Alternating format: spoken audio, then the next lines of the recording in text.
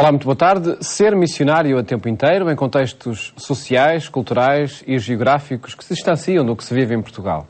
Essa é a escolha de muitos portugueses que, quando regressam em tempo de férias, falam com entusiasmo do que ajudam a construir e da evangelização que desenvolvem. É o caso do padre João Costa, missionário comuniano no Chade, e hoje convidado do programa Eclésia.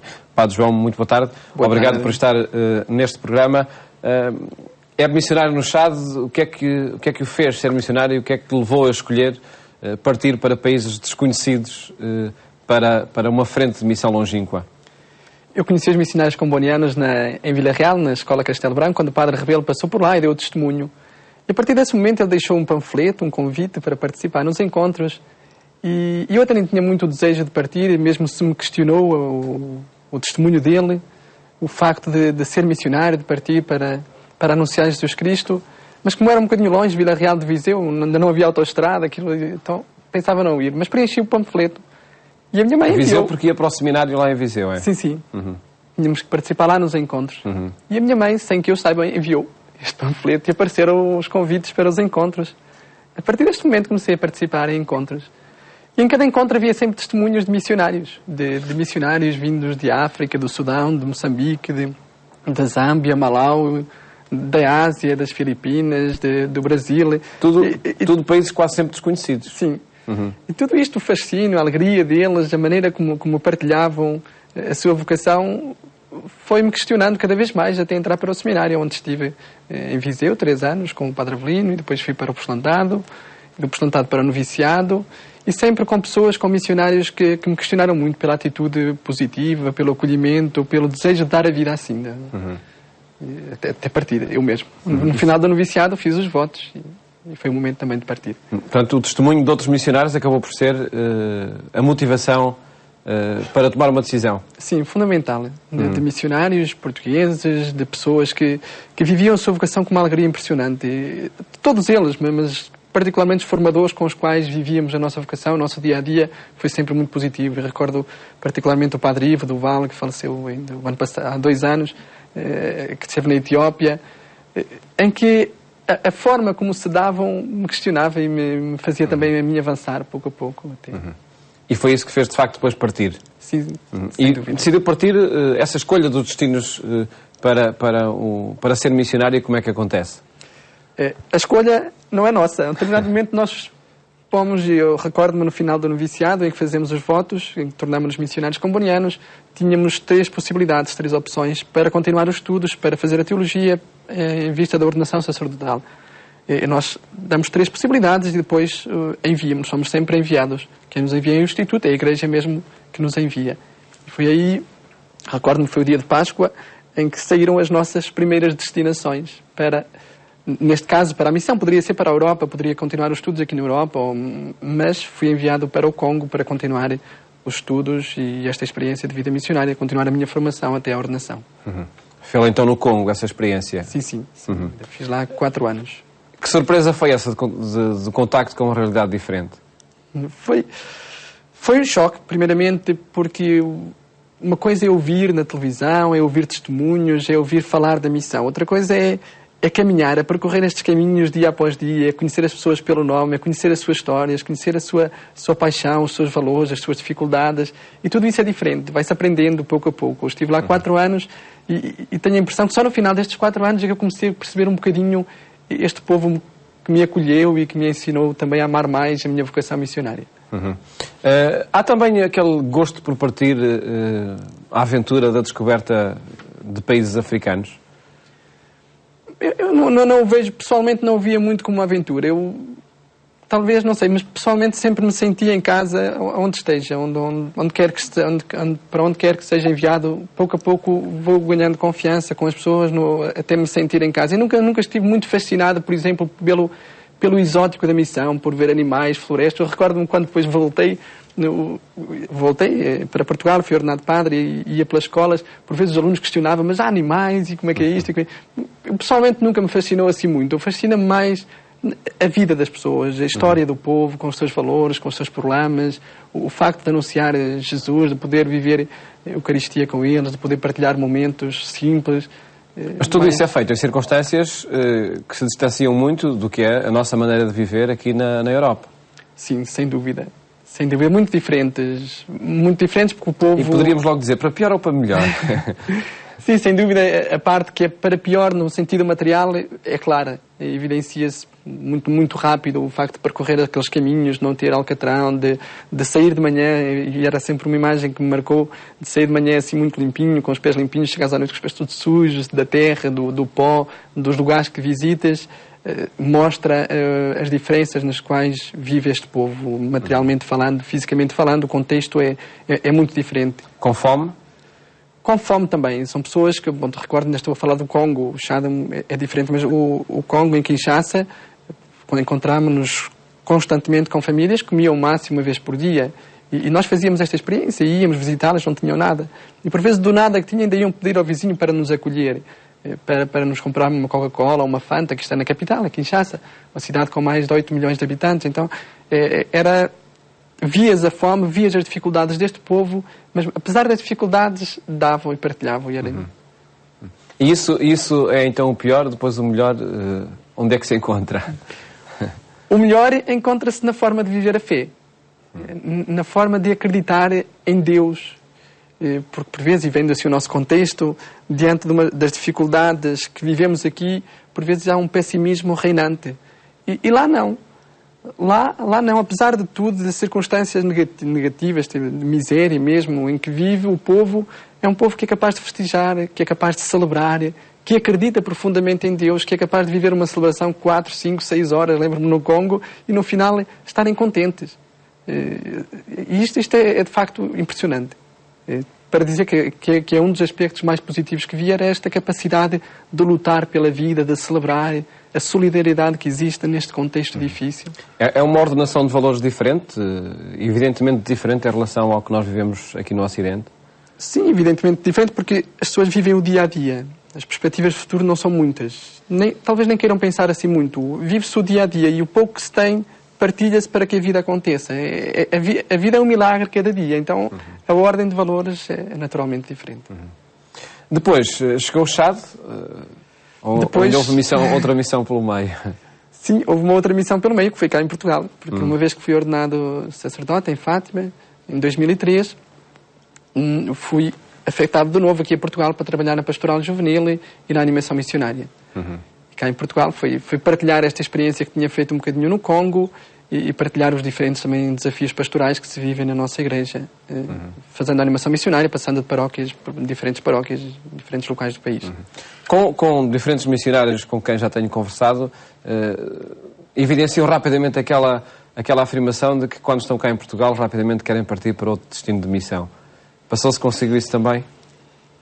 Passou, ao começo, sim, mas depois, pouco a pouco, integras-te. E fiz um bocadinho a mesma experiência que fiz no Congo. 5 anos depois é que eu comecei a sentir capaz de compreender os desafios pastorais, dinâmicas da pastoral juvenil, desafios... Só depois de 4, 5 anos, neste contexto. Mas, claro, para nós, como missionários, o nosso desejo é sempre partir, é sempre ir mais além. Mas cá, a missão hoje... tem desafios enormes e eu sinto muito também, o tempo que vivi aqui senti-os muito gratificantes em diferentes dimensões. Chegou então depois esse país, o Chad. Que país é este? Se calhar não tão conhecido de nós portugueses, mas que país é este? Que surpresa foi o encontrar uma realidade diferente em África? Sim, o Chad é um país que fica também no coração da África. Não era a minha primeira opção, o meu primeiro desejo era voltar ao Congo, mas fui destinado ao Chad. É um país que fica no coração da África, rodeado por países um pouco problemáticos, como é a Líbia, o Sudão, Nigéria, os Camarões, Centro-África. É um país em que se divide, fica ali neste país, como o Sudão, que se situa à fronteira entre o mundo árabe, muçulmano e o mundo cristão animista. Um país que a nível de vivência cristã, se assim se pode dizer, de evangelização, não tem nada a ver com o Congo. Uma igreja ainda muito recente, com 80 anos de história, comunidades cristãs que estão a nascer. É um país totalmente diferente do que tinha encontrado no Congo. Mesmo se a população para o sul do país também já se assemelha muito à que encontrei no Congo. Eu recordo-me que no início até tinha vontade de começar a falar com as crianças em Lingala, que era a língua que se falava no Congo e a qual aprendi esta tentação, mas, claro, línguas totalmente diferentes, um contexto muito diferente. E isso acaba por ser logo o primeiro obstáculo que há que ultrapassar, não é?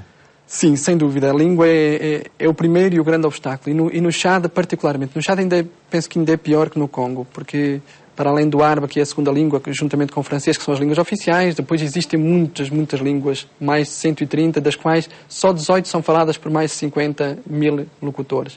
Então é uma realidade muito exigente a nível de línguas. Temos uma missão que no espaço de 12 quilómetros já se fala uma língua que não tem nada a ver. Ngulai, depois Kimri. São realidades, de facto, muito exigentes. E o francês, no caso, não se fala nessas missões? Encontra-se sempre alguém que fala francês. Porque encontra-se um jovem que estudou, encontra-se o nosso catequista, que normalmente é aquele que nos acompanha, que nos traduz. Porque há línguas, de facto, muito difíceis de aprender. Em termos sociais e económicos, como é que se caracteriza o Chad? O Chad é um país que, ultimamente, os últimos 5, 6, 7 anos, vive em paz. E isso é uma vantagem.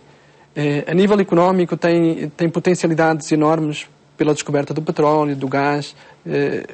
Tem reservas, dizem-se, impressionantes, e atualmente está lá uma empresa, a ESSO, que já está numa exploração muito grande, que tem dado recursos ao governo para começar a construir infraestruturas significativas. Nestes 3 anos eu vi uma evolução a nível alcatrão, nas estradas, construção de hospitais, de escolas, de estruturas, de facto, significativamente consistentes já para o futuro.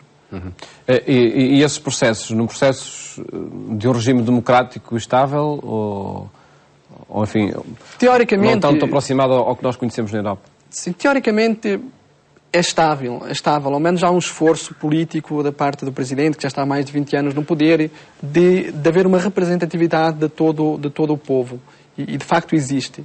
Mas é uma representatividade que é mais um bocadinho, talvez seja um bocadinho forte, mas mais compram-se pessoas ou consciências, porque há bastante dinheiro a nível do petróleo. Então o povo, uma vez que se sente representado, é capaz de votar, por exemplo, no partido do Presidente. Mas não quer que exista não quer dizer que haja uma liberdade de expressão, de pensamento, que haja uma partilha livre no sentido de construir uma sociedade mais justa, mais fraterna. Falou há poucos na paz que existe no Chad. Ela é perturbada por que fatores? E é frequentemente perturbada? Perturbada porque nós temos fronteira com o Sudão, o problema do Darfur, os rebeldes que frequentemente entram no Chad e do Chad vão para o Sudão, agora o problema da Líbia que se está a viver. Há quem diga, e um experto dizia-nos numa conferência que nos deu, que os rebeldes do Chad estão a apoiar os rebeldes da Líbia que tentam ir para Trípoli.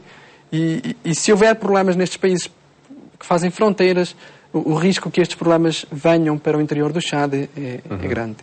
Internamente, entre diferentes classes sociais no Chad, também existem conflitos? Existem... Eu não diria conflitos. Os muçulmanos, a nível geral, têm o poder. Depois existem as pessoas do Sul que estudaram, que também se sentem, participam na organização do poder. Eles também estão lá, têm no fundo o tacho deles, têm o dinheiro deles, e representam as diferentes tribos, mas os conflitos vêm de trás. Há feridas profundas, que houve de facto conflitos muito grandes entre o Norte e o Sul do país.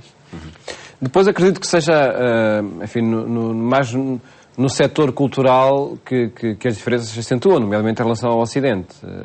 Há uma especificidade cultural de convivência humana, de construção da sociedade muito específica no Chad?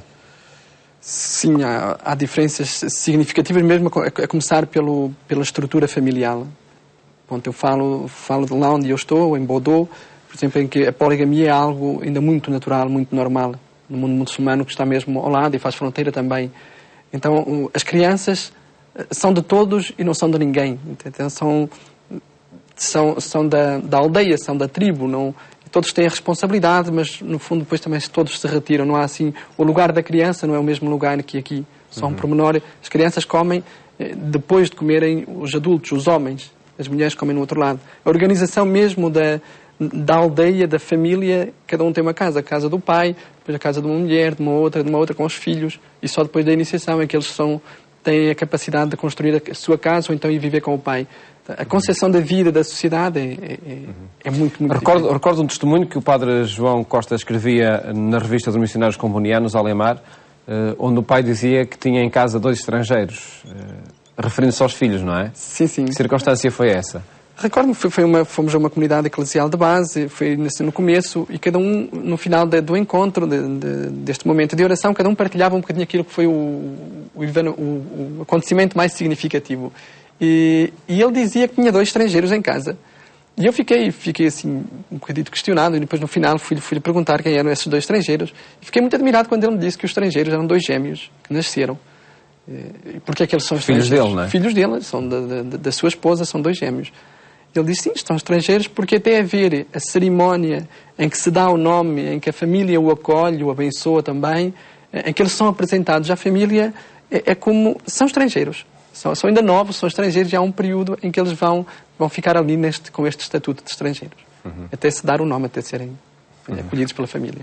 São circunstâncias inesperadas que o missionário enfrenta e diante dessas, enfim, diante desses factos, o que é que faz o missionário? Não adianta transformar rapidamente, não é? Nem se consegue. Não, porque todas as transformações que são assim muito bruscas e, por exemplo, o fruto do dinheiro, poderíamos talvez até ter muitos mais projetos, economicamente falando, construir talvez mais hospitais ou ter estruturas mais... Mas é importante tentar caminhar ao ritmo do povo e que o povo participe aos processos da transformação social, mas sobretudo da transformação que é fruto do Evangelho, do anúncio da Palavra de Deus. Porque é esta, no fundo, ao menos naquilo que eu sinto, a verdadeira libertação. Aquela que pode ser consistente, que pode durar no tempo. Todas as transformações que são frutos de uma intervenção económica são muito frágeis e depois as pessoas facilmente abandonam. Mas aquelas em que eles participam, lá estou certo que é esse o caminho. Em muitas missões, no entanto, o trabalho dos missionários caracterizou-se também por esse trabalho social, e até trabalho no âmbito da saúde. Não é prioritário no caso da missão que desenvolve? Na nossa diocese, em todo o Chad, a Igreja tem um papel social muito, muito consistente e muito considerável. E sempre foi prioridade dos nossos bispos. Nós temos centros de saúde, temos escolas, mas cada vez mais estas estruturas que estão lá, hoje já são quase autossustentáveis. A exigir, por vezes até exigir demais do povo. Mas ao exigir, eles tomam consciência que é seu, que não é nosso, não é dos estrangeiros, não. Tentar que a Igreja realmente comece a enraizar-se e que as pessoas comecem a sentir que é a sua família. E que expressão tem a Igreja Católica, o cristianismo, no Chad? Mais de 50%, ou mais ou menos 50%, são muçulmanos, a maior parte do país, que é a parte norte. No sul, existe uma parte considerável da população que se identifica com o cristianismo, mesmo face ao mundo muçulmano. No entanto, mais de 25%, 30% ainda continua a praticar a religião tradicional nas mais diferentes manifestações. A Igreja, o cristianismo são mais ou menos entre 15% e 20% entre todas as confissões. A Igreja Católica mais ou menos 10%. Mas isto não quer dizer, porque foi sempre algo que me marcou muito nas missões onde vou, normalmente, nas aldeias onde vou. Quando é o dia da missão, toda a gente vem. Depois tens 1 ou 2 pessoas que comungam, que são cristãos. O resto são simpatizantes. Eles dizem simpatizantes, gostam muito de vir, de celebrar, de rezar, mas ainda não existe uma formação cristã propriamente dita. O missionário estrangeiro, no caso, é bem aceite pela população? Sim. É uma questão de tempo. No início, o povo com o qual eu vivo agora é um povo assim um bocadinho frio, reservado, um bocadinho desconfiado. Mas depois, pouco a pouco, à medida que começamos a aprender as primeiras palavras, começamos a contactar, a visitá-los, a estar com eles, depois são de um acolhimento impressionante. E dão-nos sempre, como no Congo, a experiência lá já é mais ou menos a mesma, mas dão-nos sempre o melhor que eles têm. Por muito pouco que seja. Por muito pouco que seja, sem dúvida. No seu dia-a-dia, o trabalho que vai desenvolvendo, de que forma é que o caracteriza? O que é que vai fazendo em cada dia na missão? O nosso dia começa muito cedo, mesmo assim a hora mais ou menos como aqui, nós aproveitamos o dia de sol. Porque as pessoas ainda se regulam muito pelo sol mesmo. Por vezes dizemos, estamos a missa a que horas? Quando o sol estiver assim. Então é um povo que caminha e nós temos que aproveitar estes momentos. Quando vamos à missão, mesmo se nós, pelo menos eu como ocidental, nós temos sempre o nosso horário, a vida muito organizada, e dizemos, olha, a missa é às 7 horas, depois da missa temos este encontro, e depois isto, mas pouco a pouco o nosso horário vai caindo, porque os ritmos são diferentes. As pessoas, quando é um dia de missão, é um dia de missão. Então, o nosso dia começa sempre pela oração, pela Eucaristia, e depois cada um de nós, missionários, parte para diferentes aldeias para fazer atividades, primeiramente nós como padres no sentido de evangelização, de organização do catecumenado, as irmãs no sentido de sensibilizar. Por exemplo, nós temos uma irmã médica, a irmã Cecília, que faz muito trabalho de sensibilização das comunidades, também para as escolas. Temos uma irmã que é responsável do trabalho a nível da educação. Então, o dia organiza-se em contacto constante com as pessoas. Agora está de férias aqui em Portugal, não é? Sim. E com vontade de partir novamente. Sim, sem dúvida. A minha comunidade paroquial está lá. Os cristãos estão lá e agora até me recordo que não há nenhum padre, porque o meu colega do Peru teve que ir por causa do passaporte ao seu país, não há nenhum padre numa paróquia de mais de 90 aldeias. E as comunidades precisam também da nossa presença. E, portanto, são essas comunidades que vão fazendo partir novamente para estes destinos da missão? Sim, sem dúvida. Eu recordo antes de me vir embora, eu já estava na carrinha para me vir embora de uma comunidade onde se celebra habitualmente todas as semanas, e umas senhoras gritavam, não nos deites fora, porque as pessoas têm sempre muito medo quando nós partimos, que partimos de vez. Então dizem, não nos deites fora no sentido de não nos abandones, não nos deixes, volta, que é importante a nossa presença. Não é por aquilo que somos em si, mas por aquilo que levamos, que é o Evangelho, tentar levar esta palavra de Deus e dar um sinal de esperança também a estas pessoas. Neste contacto com a família, com amigos, com as comunidades aqui em Portugal, que sinal vai sendo este, o do missionário que está a longos períodos, 3 anos, sem vir a Portugal? Que sinal vai sendo este do missionário que reserva todas as energias para o anúncio além fronteiras? Eu penso que as pessoas nos admiram. Manos, eu sinto isso, que nos admiram, mas querem-nos também. Querem que ficamos aqui. Com frequência, as pessoas dizem, mas porquê é que tu vais para lá se aqui há tantas necessidades? Existe este misto de admiração e ao mesmo tempo... Porquê? Porque a Igreja é universal. Eu acho que... Eu recordo uma vez aqui em Fátima, mesmo antes de partir, alguém me dizia... Mas agora temos lá na paróquia um padre, não sei se vem de Moçambique ou de Angola, que por vezes até temos assim dificuldade em compreender. E porquê é que tu vais para lá? Porquê é que não ficas aqui? Eu digo, mas é esta a beleza da nossa Igreja, que é universal. E nós somos chamados a sentir-nos em casa e acolher aqueles que vêm com a mesma alegria que acolhemos uma pessoa da nossa família. Porque a Igreja somos família. Padre João Costa, felicidades por esse trabalho na Missão Além Fronteiras e muito obrigado por ter estado aqui. Muito obrigado, eu. Obrigado. Um programa que queremos apresentar este percurso missionário do Padre João Costa no Chad. Desejo-lhe um bom fim de tarde, boas férias se for o caso e até amanhã, se Deus quiser.